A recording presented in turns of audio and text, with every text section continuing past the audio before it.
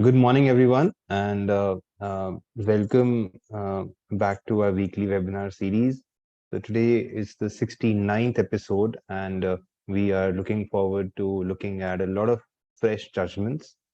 Another thing that we can discuss, if we get time, is the recent letter with respect to the liquidation liquidator appointment by NCLT. That's again something that's, I think, of new development in the profession. Over to Anil, sir. Thank you, Ankit. So I'm actually feeling very good that I am conducting this 69th episode of AAA Weekly Webinar Series from Singapore. I am here to participate into a kind of historical event organized by Institute of Chartered Accountants of India on Insolvency and Bankruptcy Code. So I am actually, I'm feeling very happy to show that this is what is the, we Resolve 23 is the name of this convention, and there are about 300 participants, 175 participants from India, and 125 participants from Singapore itself. Singapore is also coming as a kind of main hub for insolvency matters of the rest of the of various other jurisdictions. So we actually have here the very senior members of this profession. We have the chairman of NCLAT. We have the whole-time member of the IBBI and various other officials. We have, of course, the we have the president of Institute of Chartered Accountant, the vice president, and we have about 15 Central Council members of the Institute of Chartered Accountants of India and various professionals. Why I am so happy? Because it looks like as if it is an event of my family. I feel very happy when I think that most of the people who are attending this particular seminar, they know me and I know them. So this is the result of this hard work that we are doing, where we try to study, share our experience, and that's what goes to various colleagues, and the kind of motivational words that I get when I meet people, that actually makes me more emotional and more motivated. So this kind of seminars where people meet and they try to take pictures with you, they try to take selfies with you, and they see that we are seeing you in person actually for the first time, whereas we see you on video every Saturday and also on YouTube on AAA Group channel. So this is a real pleasure here, and I'm continuing this from my room at Singapore. So coming back to the subject today, there are judgments which are actually very important. And the one that we are going to discuss is from Supreme Court of India, and the fear about implication of Rainbow Paper Private Limited judgment, where most of the resolution plans are stuck up, most of the committee of creditors are stuck up, and they are not able to take decisions. So I'm coming to my PowerPoint presentation, Ankit. Should we? Yes, let's add that. Okay. So thank you again. So we are starting with this first judgment, which is the Pashchimanchal Vidyut Vitran Nigam Limited versus Raman Ispat Private Limited. This is the case which was supported by AAA Insolvency Professionals Private Limited, AAA Insolvency Professionals, and my partner Praveen was the RP in this case, and then finally he became the liquidator. And we took this decision in 2017 that we made Pashchimanchal Vidyut Vitran Nigam as secured operational creditor, and that is what has been upheld by Supreme Court of India today. And not only this, this judgment has also, the Supreme Court took an opportunity to dilute the judgment of Rainbow Papers in this judgment, and have categorically said that in that judgment, this issue of having a separate line of priority for the statutory authorities' dues, that has been ignored in that judgment of Rainbow paper. Coming to this judgment, so where you actually will try to understand in 2010, in 2010, electricity connection was given to Raman Ispat and a contract was signed, and in that contract it was mentioned that any outstanding electrical dues would have a charge on the assets of the corporate debtor. This is what I have read with my own eyes in that agreement, and that was the reason that I and my partner Praveen Bansal, we both decided to consider the Paschhimanchal Vidyut Vitran Nigam as secured operational creditor, and accordingly we offered them distribution, which they declined. We offered them distribution and they actually preferred to go on appeal. So before even the CIRP started, the electricity distribution company attached the properties of this company against dues of more than 4 crores against electricity invoices.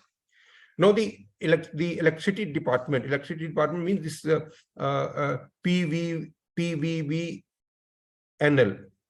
this electricity distribution company went to Tahsildar and created a charge on the property, created a lien in their record, and the company, and in fact the CIRP was not successful. It went for liquidation. Liquidation order was passed, and in the meantime the district collector issued notice of recovery of the dues of the electricity department, and it was basically the order which was taken by the electricity distribution company.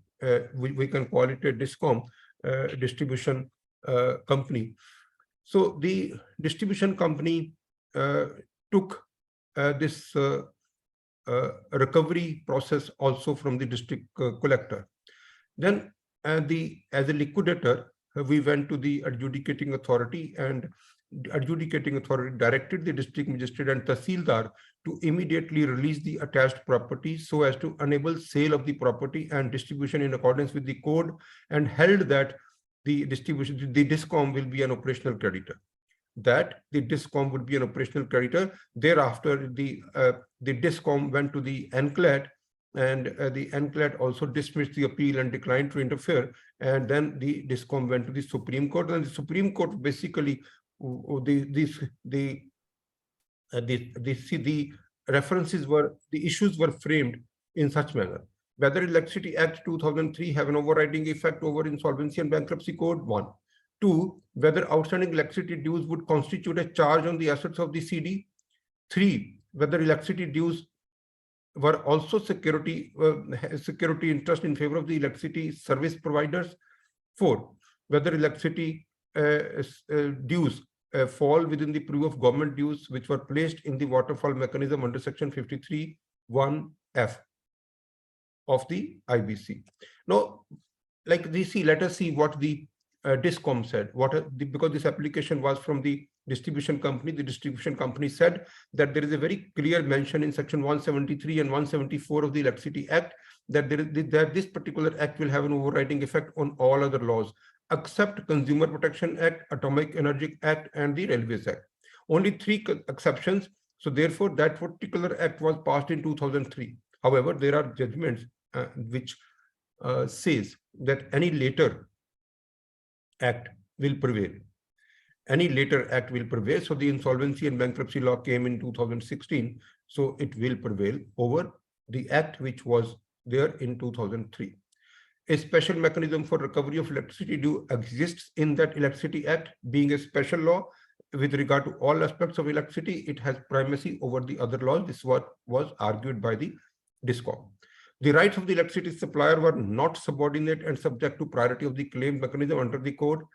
It also relied on the State Tax Officer versus Rainbow Paper Mill, which was a Supreme Court judgment, and therefore the discussion on Rainbow Paper came into this order. It said that the DISCOM is basically a wholly owned company by the government. So therefore, this will actually form tax dues, and the Rainbow Paper would be applicable. So it talked about the security interest. Now, what the liquidator said.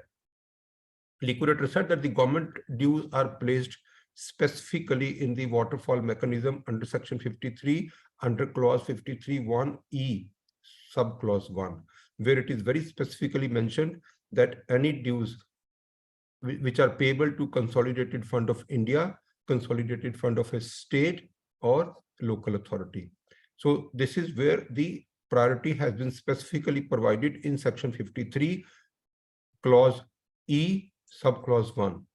Then the liquidator also continued to argue that the electricity dues do not enjoy any priority. The creation of charge under the law is a matter of fact, which is also kind of not approved by the liquidator at that time because of regulation 21, because the charge was not registered before ROC for this particular lien or this particular charge, or after the signatures was done on that agreement, no such charge was registered under section 77 of the Companies Act, and it is already provided in regulation 21. So the liquidator further said that the IBC is a special law, and under section 236 it prevails over section 173 and 174 of the Electricity Act. Now finally the Supreme Court ordered in regarding all the issues. So I will be taking one issue first, although this was not said. This is basically the Supreme Court, before even starting discussion on those issues, Supreme Court said many things on this distribution approach under IBC section 53.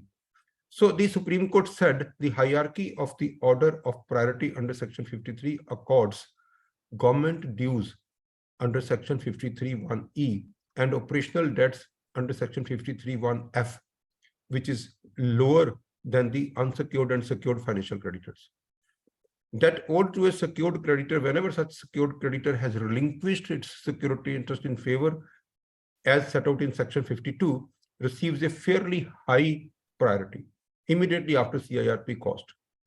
Whereas in other cases, when the secured creditor does not relinquish security interest, the priority of the claim goes lower, and it goes to clause 2 of section 53(1)(e).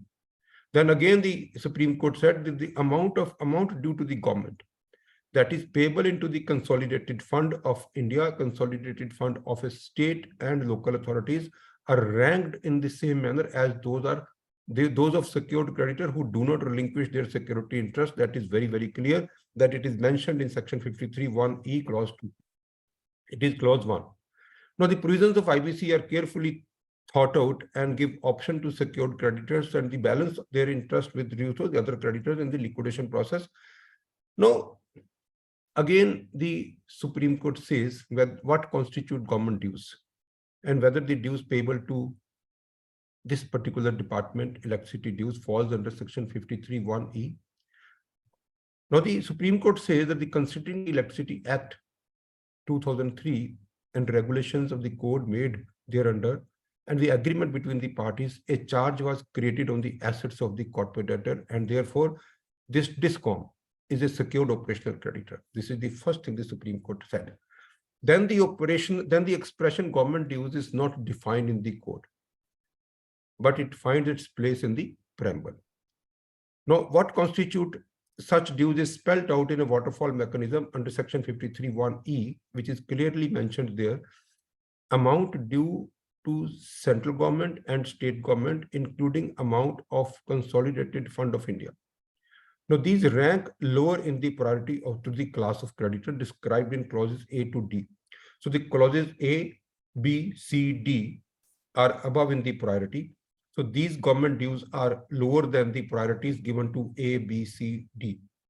Thus, there exists a separate enumeration or specification of the central government and the state government dues as a class apart from other creditors, including creditors who may have secured interest.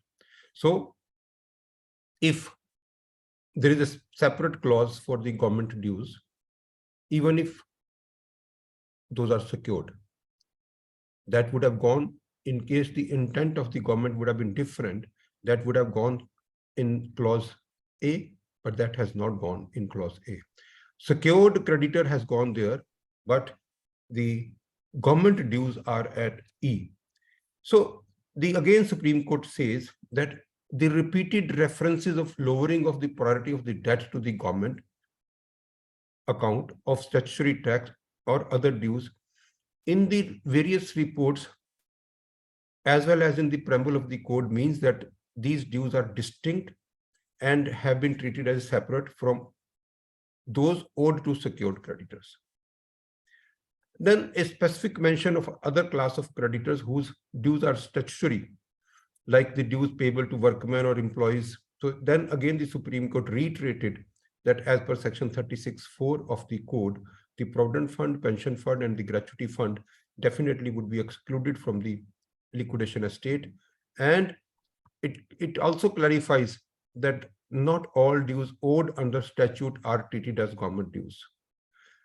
The dues payable to statutory corporations which do not fall within the description of amount dues to central or state government, such as amounts payable to corporations created by statute, but whose dues do not constitute government dues payable or those payable into respective consolidated funds, stands on a different footing. Such corporations may be unsecured or secured. So though corporation, so this particular rainbow paper mill was not discussing about the corporation, it was discussing on the statutory dues. But then the statutory dues, all these corporations who have made some regulations for themselves and that also have actually been through a parliament or through a assembly. So those are also their rights, but those are not the statutory dues. Again, they are saying that the dues of such corporations that actually will become secured creditor, financial creditor, unsecured creditor, and that will be based on the transaction entered between the corporations and between the company. On the other hand, the dues payable or requiring to be credited to the treasury, those should be tax, tariff, etc. So the Supreme Court said that broadly all those dues which falls in the ambit of Article 265 of the Constitution are the government dues. And they are covered by the section 53(1)(e) subclause 1. So therefore, I also started looking at Article 265 of the article. When I saw any kind of tax, any tax is something which is covered under 265. It is under any law. So for example, like any kind of charges, any invoices, any kind of liquidated damages, all this, even if it is passed, it is levied on any person based on a state law, based on a other regulations or other powers with any corporation, those are not the statutory dues. Statutory dues are only a kind of tax or a tariff. Now, this can be tax charged by central government, tax charged by state government, or any tax charged by local authorities. To that extent, even the house tax, this is also a statutory dues. Even anything which is charged as tax, not as anything for a service to be provided. So, which is applicable to everyone falling under that category. So that is what is the Article 265 says. So then it says that this DISCOM has government participation. This is not doubtful. However, that do not render it a government or a part of the state government. It functions like other entities, both private and public. Accordingly, the dues or amounts payable to this DISCOM do not fall within section 53(1)(e) of the code. So that's what has been decided. And another thing which was very clearly discussed in this matter was the observations in State Tax Officer versus Rainbow Paper Limited. That was the Supreme Court, whether that will be right or not. Because see, in this case, the Honorable Supreme Court said that the Rainbow Paper case did not notice the waterfall mechanism under section 53(1)(e). It was in the context of a resolution plan and not during liquidation. Section 53 enacts the waterfall mechanism providing for hierarchy or priority of claims of various classes of creditors.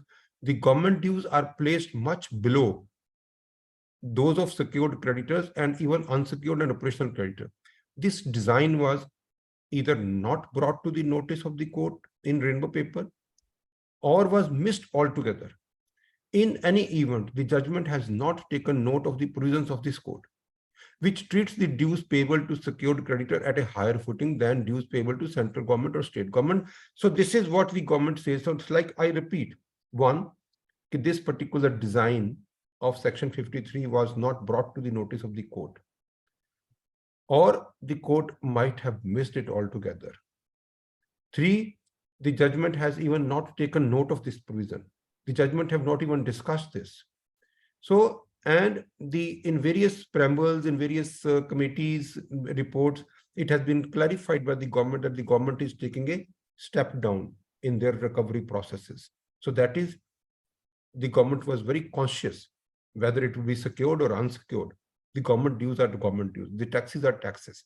So there was no intent of differentiating between unsecured statutory dues and secured statutory dues, because secured creditors have a separate category and the government dues has a separate category in the waterfall mechanism. Therefore, the rainbow paper was finally, the Supreme Court said that Gujarat Value Added Tax 2003 no doubt created charge in respect of the amount dues and payable on or arrears, a charge on the asset. It would be possible to hold that the state is to be treated as a secured creditor. However, a separate and distinct treatment of amounts payable to secured creditor on the one hand and dues payable to the government on the other clarifies the Parliament's intention to treat the latter differently and give them a lower priority. The reliance on rainbow paper case is of no avail, as that judgment has to be confined to the facts of that particular case alone. So, Ankit, this has been a very, very significant judgment, because various cases where the resolution plans were approved without considering the impact of rainbow paper that was pending before the courts. And the courts were actually saying to all the RAs that you submit an affidavit that you are compliant to rainbow paper, and also to the, that's of course not being pressed by, but rainbow paper is being pressed by most of the benches. Now, the other question was whether the IBC overrides the provisions of Electricity Act. Yes, it was considered as yes. 238 of the code overrides the provisions of Electricity Act. That's not very difficult. Now, finally is the effect of non-registration of charge. In this case, the Supreme Court clarifies that Section 77 of the Companies Act provides that no charge can be registered into the account of the liquidator unless it is duly registered under that section. Section 78 indicates that when the company whose property is subject to charge fails to register it, the charge holder can seek registration. 331 of the code identifies security interest in a very, very widest terms. So therefore, the NCLAT, the concurrent finding of the adjudicating authority and NCLAT that the DISCOM is a secured creditor, the liquidator cannot urge this aspect at this stage, because the NCLT and NCLT have said that this particular DISCOM is a secured creditor. So the liquidator should not say anything about it, because this, even if the charge is not registered, this DISCOM would continue to be a secured creditor and will get the distribution as per the secured creditors, and will not have this will be considered as secured operational creditor and will not be considered as the once it is considered as secured operational creditor, so that would be whatever the distribution comes, that actually would be okay to the liquidator. So the appeal was dismissed, and with the direction to the liquidator to decide the claim of the DISCOM in the manner required by the law. So this was the Ankit one judgment, which was in fact very, very important that we wanted to discuss, and I would seek your comments and study on this.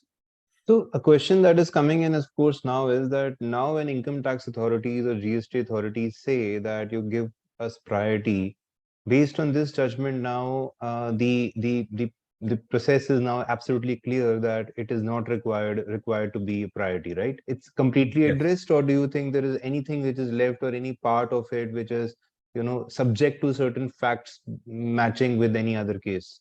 No, first of all, the law was very clear. Parliament was very clear. Various reports of the committees were very clear. And the preamble of the code was very clear. This particular concept came, the concept of treating the government dues as a secured operational creditor, this concept came from Rainbow Paper. And now it stands finished and in this judgment. nowhere else it is found. Yes, yes. And that particular Rainbow Paper again has been discussed in the Supreme Court judgment, and it is very clearly said that relying on Rainbow Paper is of no avail. So rather, this judgment will not only help, of course, the whole trust on the IBC process, and for everyone to, all the financial creditors to trust this process. I think this will go on a long way in building that trust, and having IBC as an alternative, or as a feasible alternative for financial creditors. That's of course something that all the professionals can spread across. But I think it will also help in actually putting through or making through a lot of resolution plans which were stuck because of that judgment.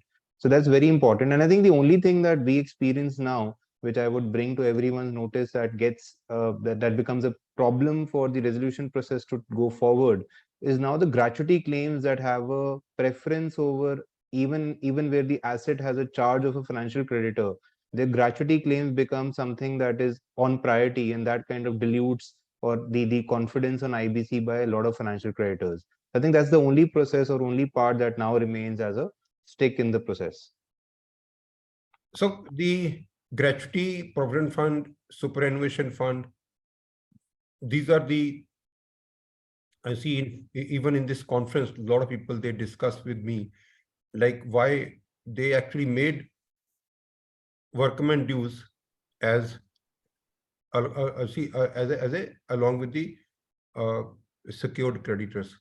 Employees' dues were categorized as even lower than the secured creditors. Then why these judgments are coming where the gratuity, superannuation fund, and provident fund has to be paid in full? Paid in full means even before the CIRP cost is paid. Now, I said that the provident fund is deducted by the employer and the employee can't do anything in case it is not deposited by the employer. The gratuity is just a accumulation, and the employer has to provide for it and maintain that kind of funds. And in case the employer is not doing that, it is not the fault of the employee. Provident fund, superannuation fund, gratuity, these are the life savings of a person, life savings of a human working for an organization. As far as the workman dues are concerned, employees' dues are concerned, the government is very particularly thinking, because the workman is also a kind of restriction in the life, because someone is working in the textile industry for 20 years and he's a workman, he has learned how to run a particular machine. He should be more secured because he will not have those kind of options available in case he leaves the company. Whereas for employees, in case he is not getting the salary, he can shift the company.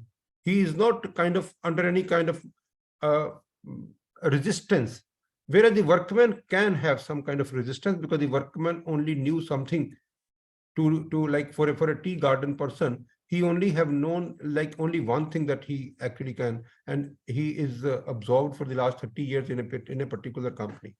So therefore, for provident fund, for superannuation fund, for gratuity, there is no option with the employees, so they can't take any action against the employer. Of course, in different laws, there are some actions, but yes, for the purpose of service, in case their salaries are not being paid, they can leave the job, still have their claim on the gratuity, still have their claim on the provident fund. But even nobody can say that the worker or employee, they will continue for 20 years in a company, even if the company is not paying, or they will continue for 1 year in the company, even if the company is not paying, they will leave the company and they will join somewhere else. So therefore, the protection to provident fund and the gratuity fund and the superannuation fund is about humans. It is about their life saving. It is about their dreams about making their own home, or like sending the children for study.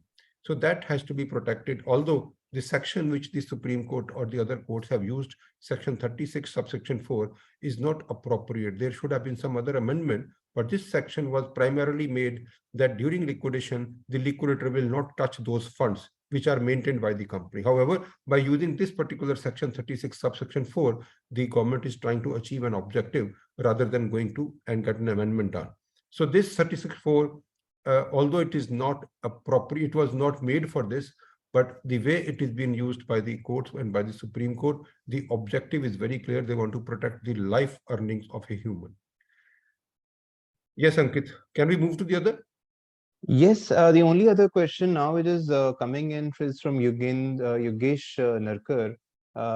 He is asking that when you talk about these institutions like GIDC, MIDC, UPSIDC, now what is the status of these entities? They are government dues or they are secured or unsecured creditors? I believe they should be secured creditors in case there is a charge that is valid as per the judgment that we just talked about. So one thing is very clear, that in case there are agreements which says that they will have a charge on the property against their dues. So that actually will have the same, this particular judgment will actually apply there very clearly and directly. And they will be considered as secured operational creditor.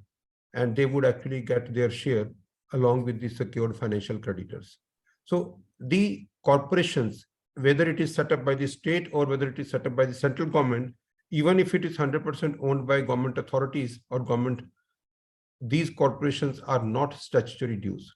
It all depends what these corporations are doing. If they are a land development agency, industrial land development agency, setting up of an industrial area, so they have their agreements, and based on their agreement, they can be considered as having charge on the assets or properties sold by them or given by them on lease.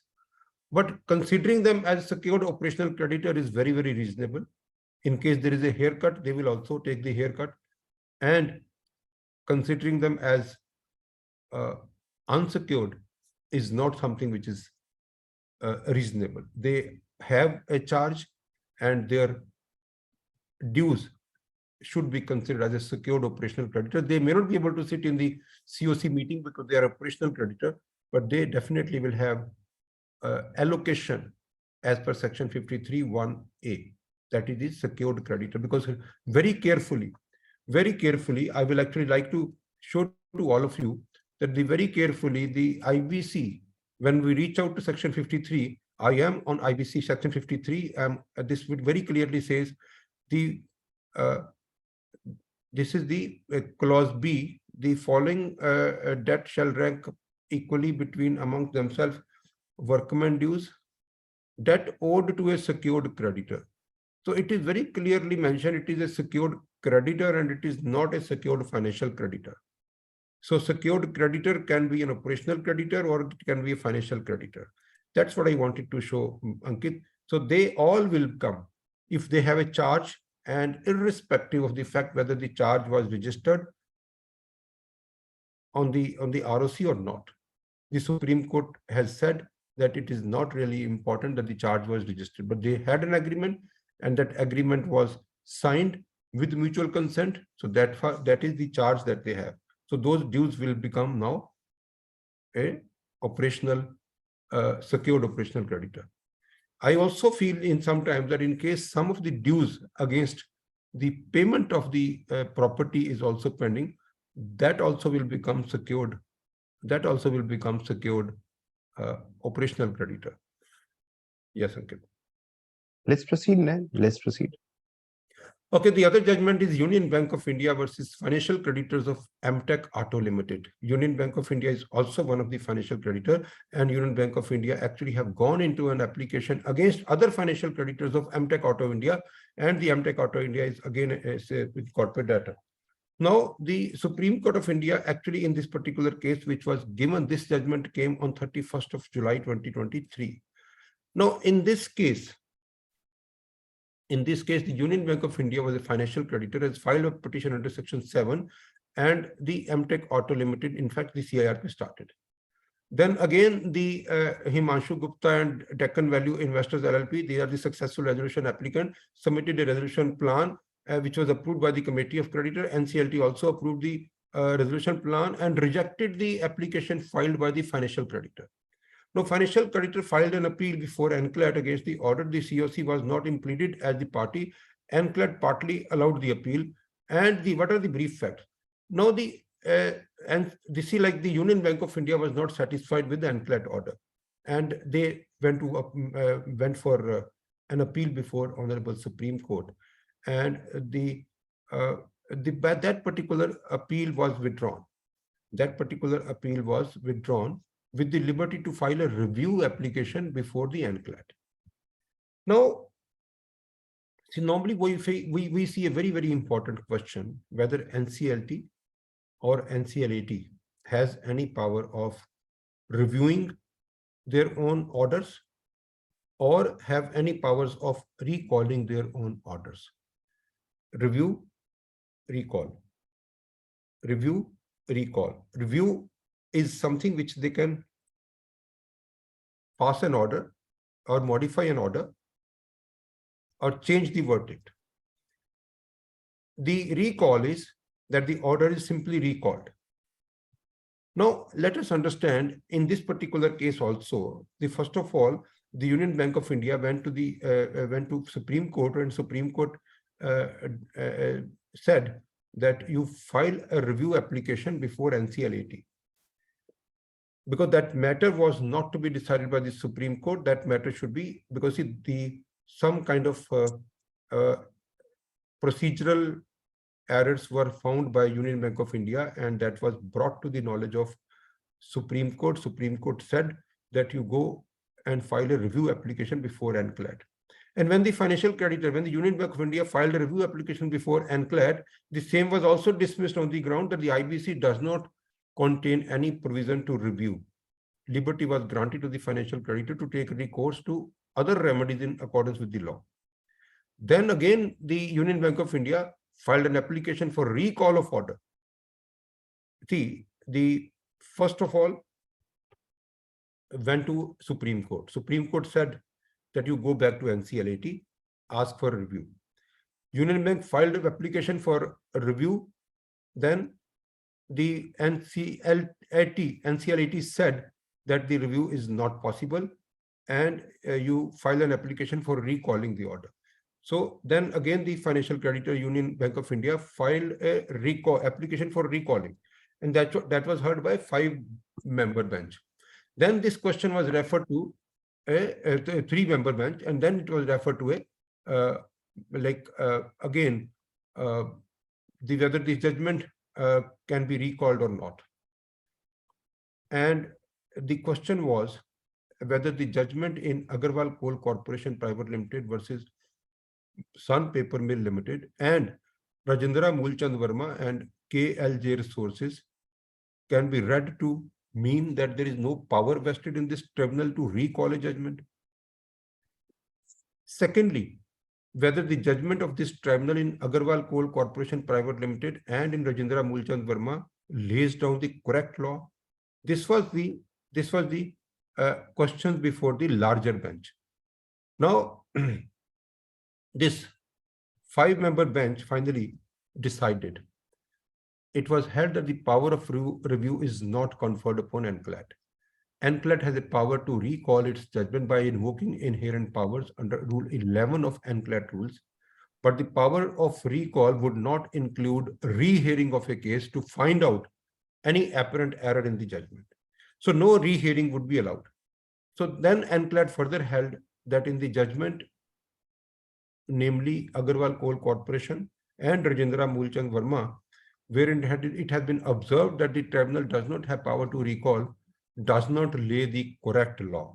So finally, what it says that the appellate tribunal does not have power to review its judgments, but it has the power to recall. Now, it was also discussed what is the power to recall. Power of recall of a judgment can be exercised by this tribunal when any procedural error is committed in delivering the earlier judgment. For example, the necessary party has not been served or necessary party was not before the tribunal when the judgment was delivered, averse to the party. Like a judgment was passed and the other party was not even noticed. The other party was not even appearing. So that can be recalled. There may be other grounds for recall of judgment. Well-known ground on which the judgment can always be recalled by a court is the ground of fraud played on the court in obtaining a judgment from the court. Now, fraud played on the court can be misrepresentation of a fact, misrepresentation of a judgment. So these are the kind of frauds which can be played on a particular court, and an order can be taken by anyone, and those orders can be recalled. And once the orders are recalled, the proceedings go back. Proceedings go back to the earlier order, whatever earlier orders are there. Now, in this case, Union Bank of India filed an appeal before Supreme Court against this order of NCLAT. The 5-member bench order was again appealed by the Union Bank of India before the Honorable Supreme Court, and the Honorable Supreme Court said the 5-member bench of NCLAT has rightly upheld the views, and they did not want to interfere. The Supreme Court said, we are in agreement with views taken by a 5-judges bench of NCLAT and thus find no reason to interfere with the impugned judgment. Insofar as endeavor to learned counsel for appellant to urge on the facts of the case is concerned, that would be a matter to be considered depending on the fate when the matter is placed before the appropriate bench to be decided on merits. The appeal was dismissed. The one issue is very important. Whatever the observations were there on the facts, that can still be considered by the court wherever it is. But reviewing the order, there is no power with the NCLAT. Recalling, there is a power. And recalling would means that the order is simply recalled and no further hearing will take place on that particular order. So that is the order, Ankit. This is important. So I think see in case there are questions or in case you would like to add something regarding this. So no questions with respect to this, but then so far when this power now comes to NCLT with respect to recalling or reviewing their order, how do you think that this will change? Will it kind of practically help the entire process or speeden up the entire process? How do you think it will play out? Or will it not have too much of a material impact? Because sometimes we feel that even if there is power to review the judgment, there is a little hesitance in that, because then that would mean that yes, there has to be certain changes in facts or certain things that come to the attention of the court to make a change in the judgment itself. My thinking is that the parties would start using this power of NCLAT. Whenever there is an ex parte order, they would immediately say that this order may be recalled, and the proceedings will go back one step. But then review is not possible. Instead of review, it will go to the next higher court. So the recall is somebody can prove that based on these two facts, this order was taken, and these two orders are absolutely wrong. Or based on a particular judgment, this was taken, whereas this particular judgment in this particular case has been misrepresented. So based on that particular order would be recalled by NCLT or by NCLAT, and it will go back. The proceedings will go back one step. So practically, so practically, Raman Ispat case can be brought to the attention of NCLT or NCLAT, and they can recall an order which is based on the rainbow paper judgment. You're saying that? No, I think it is maybe possible. This is not a fraud conducted on the court. The rainbow paper judgment was there. It was rightly represented and kind of presented. It was not a fraud. It was also not a case where some parties were not appearing.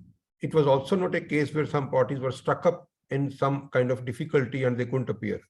So this is not something which actually can be reviewed based on a subsequent judgment from Supreme Court or based on a subsequent change of the law. That doesn't become a reason for recalling. It is not essentially a subsequent change. It is actually a change which is retrospective, because this is my view. So anyways, if a subsequent judgment changes the interpretation of a law, and the judgment came in based on the interpretation of a law, maybe that can also that recall can also be extended to that sphere. Anyway, I think that we will let it let it be the NCLT's dominion on what they can recall, but I thought I will just bring it up. Okay, so Ankit, the next two judgments that we are trying to say is regarding whether any kind of protection is available to the corporate debtor or to the uh, signatories of checks under Section 138 of the Negotiable Instrument Act, whether that would be part of Section 14 moratorium under IBC or not. So these two judgments, one was given in 15th of March 2023 by Honorable Supreme Court in the case of Ajay Kumar Radheshyam Goenka versus Tourism Finance Corporation India Limited. Incidentally, this case was also where the corporate debtor Rainbow Paper Limited was also here. Rainbow Paper Limited actually become famous because of these litigations. However, this Rainbow Paper case is totally different than the other Rainbow Paper because both are totally different. So in this case, the 138 proceedings were continuing on the corporate debtor, that means Rainbow Paper, and also the promoter and the managing director of the Rainbow Paper Limited, who were the signatories to the check, and the checks were given to Tourism Finance Corporation India Limited, and the Tourism Finance Corporation of India Limited. The demand and legal notices under 138 of the Negotiable Instrument Act was issued on behalf of the and the calling for the company as an accused one, and the calling to the managing director as accused two, and the accused acknowledged their liability in 2016, and then the criminal complaint was filed by Tourism Finance Corporation before Chief Metropolitan Magistrate under Section 190 of the criminal 190 of the Code of Criminal Procedure, read with Section 138, Section 141, 142 of the Negotiable Instrument Act. In 2017, the company went into the insolvency and the CIRP started.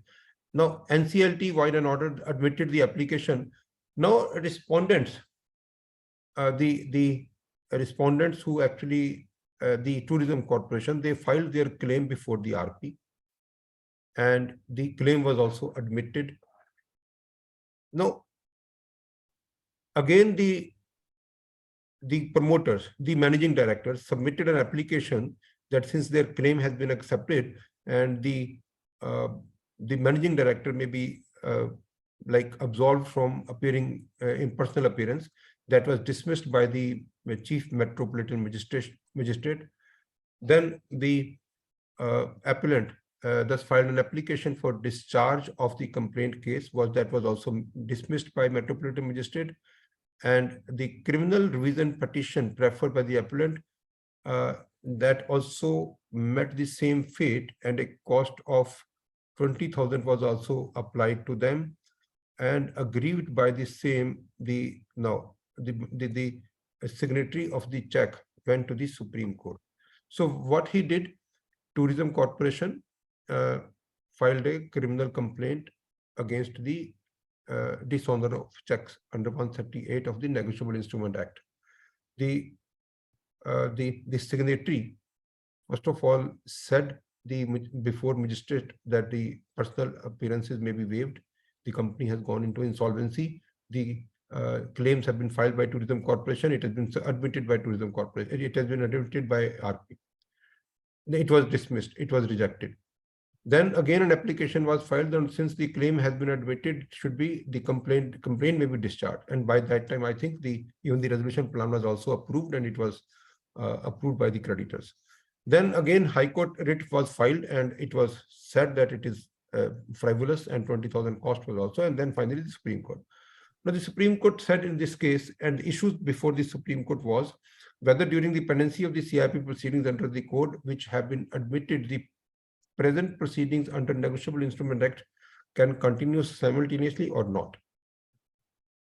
And the second was whether where proceedings under Section 138 of Negotiable Instrument Act is continuing during or before the CIRP, the corporate debtor the resolution plan is also approved, or the company goes to dissolution, then the directors and the other accused can or cannot escape from their liability. That is what is the now matter pending before the Honorable Supreme Court.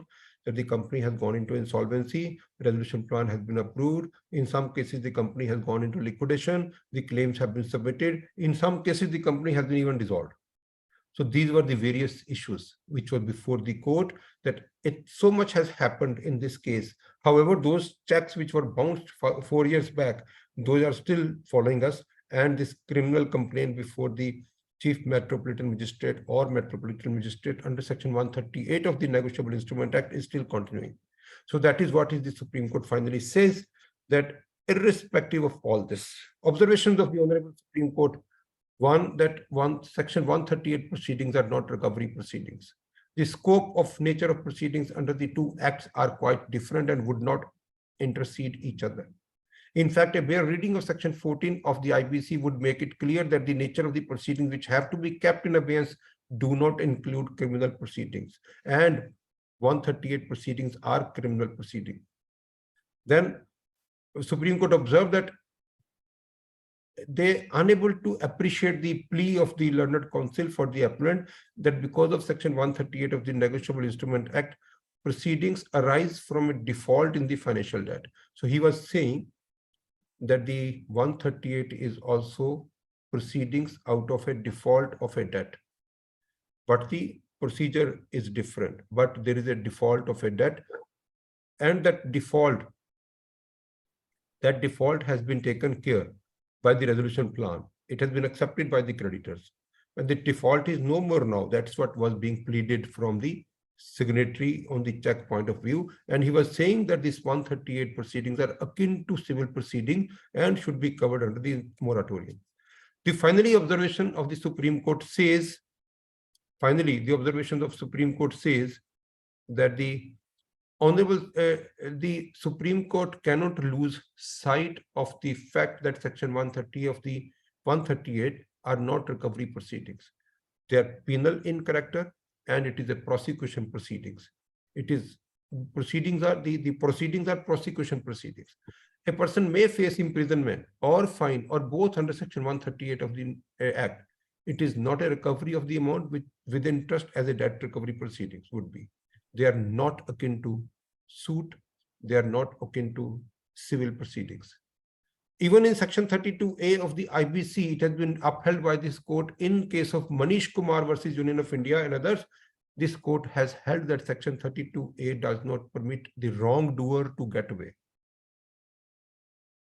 And if the argument is allowed, if this kind of argument is allowed, that the directors or the signatories on the checks would go scot-free after the approval of resolution plan is accepted, then same would run contrary to the legislative intent of Section 32A, which has been upheld by this court.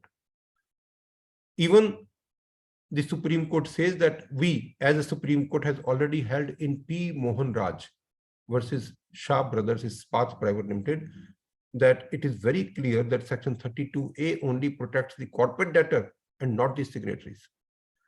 By virtue of Section 238 of the IBC, the Prisons of Criminal Penal Code, CRPC, shall have effect notwithstanding anything inconsistent therewith contained in any other law for the time being in force or any instrument having effect by way of that. But no provision of the IBC bars the continuation of the criminal proceedings initiated against the directors and officials of the company. Now, another judgment, which is a similar judgment in the case of Narinder Garg versus Kotak Mahindra Bank, immediately after this judgment of Rainbow Paper on 15th of March, this judgment came on 28th of March, and this judgment was from a different set of judges, from Justice U.U. Lalit, who is retired now, Justice S. Ravindra Bhatt, and Justice P.S. Narasimha.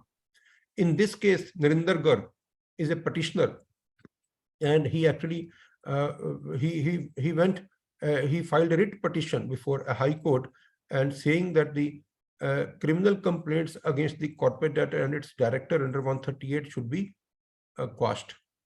On the ground that the resolution plan has been approved by the COC under Section 30, subsection 4 of the code, and the complainants have accepted the approved resolution plan.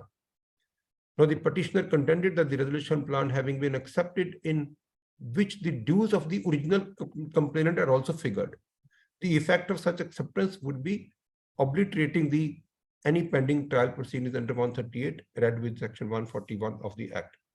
Now, whether the moratorium applies only to the corporate debtor or also extends to the director, this was the question in this case. And again, the reliance was taken by Honorable Supreme Court on P. Mohan Raj, which was a judgment in the case of Shah Brothers Ispat Private Limited. It was in 2021 that the moratorium is not applicable, would be proceeded against in terms of 138. A subsidiary issue was also about the liability of natural person like a director of the company. In paragraph 77 of the judgment, this court observed that the moratorium provisions contained in section 14 of the IBC would apply only to corporate debtor, and that the natural persons mentioned in section 141 of the Act would continue to be statutorily liable under the provisions of the Act. The decisions rendered in P. Mohan Raj is quite clear on the point, and as such, no interference is required in this petition, and the petition was dismissed. Yes, Ankit. So these two judgments, in fact, were important from Supreme Court regarding 138, regarding moratorium, regarding 138 of the Negotiable Instrument Act.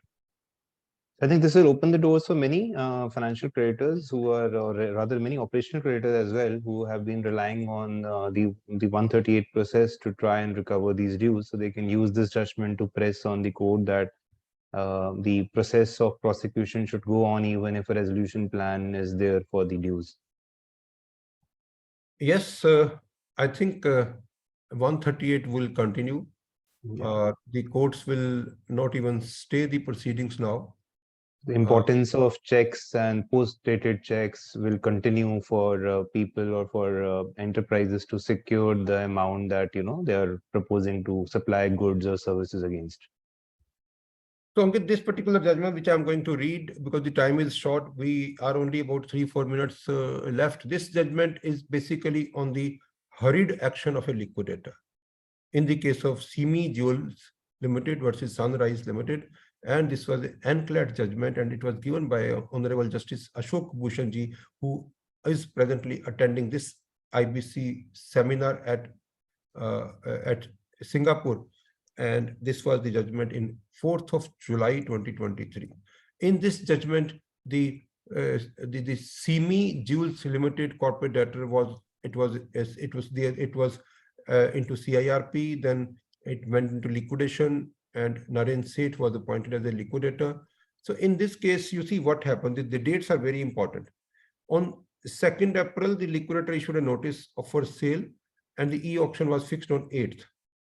The sale notice was later revised due to certain dates being incorrect. The last date for submission of expression of interest by the bidders were 4th of April.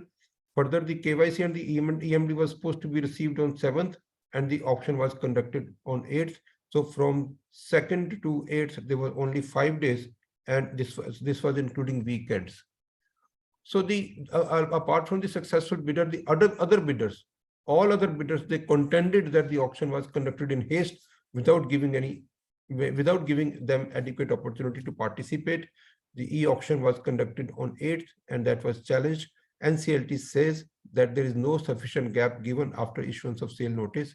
The e-auction and the liquidator had acted hastily. The e-auction was set aside, and therefore an appeal was filed before NCLAT, and whether the notice period should be given for e-auction, even though there are no such timelines required in the regulations.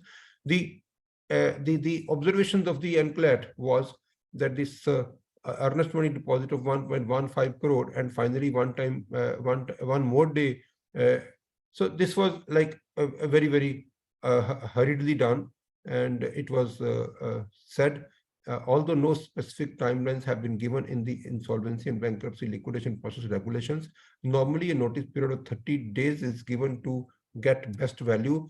Reliance was also placed on Rule 8, Sub-Rule 6 of SARFAESI Security Interest Enforcement Rules, where the 30-day sale notice is given. And after the discussion, the bench also thought that the sufficient time of 30 days should have been given. The liquidator acted in haste, and NCLT, the appeal by the liquidator was dismissed, and the transaction of sale was also dismissed. So the liquidator, of course, will do the transaction again. So the liquidators are advised to give this 30 days notice That's very, very important. So Ankit, there are two more judgments. Should we continue or should we? It's already 1 hour. You think that it will be closed in another 10 minutes? We can Yeah, it will maybe be closed speed. in 2 minutes. So this is So, again a case from AAA Insolvency. K. Ishwara Pillai is the resolution professional who is the designated partner of AAA, and this case was filed against Goods and Services GST Department. And this is a case from Kerala, and this is Mango Meadows Agriculture Pleasure Land Private Limited. This judgment it was pronounced on 26th of July 23. 26th of July 23. In this case, while the CIRP order was passed, the RP took possession, and immediately after that, the GST raided the premises. GST department raided the premises. They took control on various computers, various books of accounts, and that was the case. And even the GST department submitted their claim during the CIRP. Even after submission of the claim, they had full information that the CIRP is going on. They submitted their claim of 36 lakhs. And then also they raided. And this case, the summons were also issued to RP. Then the resolution professional filed an application to NCLT that the GST department should be directed to hand over all the documents seized by them. Now, in this case, the GST department says that raid is not a coercive action. Raid is only a process to determine tax which is due from a particular assessee. Raid is a procedure. Raid is not something which is a recovery of the tax. The resolution professional is also under obligation to provide all the informations if asked by any government department. The section is, so therefore it is like the GST department said that we have done nothing wrong. Now the issue was before the NCLT, before the adjudicating authority, whether the search and seizure of records of the corporate debtor and issuance of the summons to applicant resolution professional are violative of moratorium. And finally, it was held that it was violative of moratorium. The GST department should not have done that. And a 50,000 rupees cost was imposed on GST department. And it was also directed that that particular official should pay this who has taken this action. So the GST department was actually, this compensatory cost was supposed to be recovered from that. Now, another judgment is, Ankit, which we've been actually saying in every time whenever we've been discussing the Provident Fund issues. This is a judgment, like case name is Adanki Harish, Liquidator versus Recovery Officer of Employees Provident Fund Officer, and the name of the corporate debtor is Right Engineers and Equipments India Private Limited, and this has come from Bangalore bench. Now, in this case, the claim of the Provident Fund Department was categorized into three categories. One was the employee contribution, employer contribution, and it was the damages under Section 14B and interest under Section 7Q of the Provident Fund Act. So the liquidator categorized into three things, and therefore it was basically the claim was analyzed, and as far as this the liquidator said that this first two items will be paid outside the liquidation estate. However, the third, which is 9 lakh, that would be considered as operational dues, and that would be categorized. Of course, he said in E. I would say that it is actually F, because this department is also not, which is covered under the statutory dues. So this actually will fall as an operational creditor. I don't think that it is a tax. I think this is not a tax which goes to the consolidated fund of a state, consolidated fund of center, or it even doesn't go to the consolidated fund of a local authority. So the priority of the distribution for this 9 lakhs, which would be much lower. According to me, it is the clause 53(1)(f) would be the clause for this. So this is, Ankit, the observation of the adjudicating authority was right, that even in that's what I think we can seek in case there is any question. I just wanted to say that this way the liquidator tried to differentiate between the amount which goes to the account of employee, workman, and the amount which goes to the account of an authority set up under the law. every authority set up under the law would not become statutory dues. It depends upon the transaction. The transaction between the corporate debtor and the EPFO is that the EPFO is maintaining the provident fund money of the employees. That is the service that they are providing. According to this, they doesn't become statutory authority. They would be operational creditor, and they would fall under section 53(1)(f) and not even 53(1)(e). That's what is my opinion. And this particular aspect, I have always been saying that the provident fund which goes into the account of the employee, that is what is protected, and not the dues of the department on various other accounts. Yes, Ankit. So great. I think we are done with the questions. There's a question on IU, which is, I think, something that we can take up offline because it's already time. So I think it is a good session, and thank you so much for joining in such large numbers. Thank you all the participants, and looking forward to see you next week. Thank you very much. So I will go back to the event now, which is in the same hotel. So thank you very much. Let me see, let me learn. As I always say, this is my way of learning, and I'm learning, and then I'm also sharing my learnings. And while I'm sharing my learnings, I also read. So that's what it is. Now it's our way of learning. Ankit is also learning this way. I'm also learning this way. So this is our way of learning. Thank you. Thank you. Thank you. Thank you, everyone.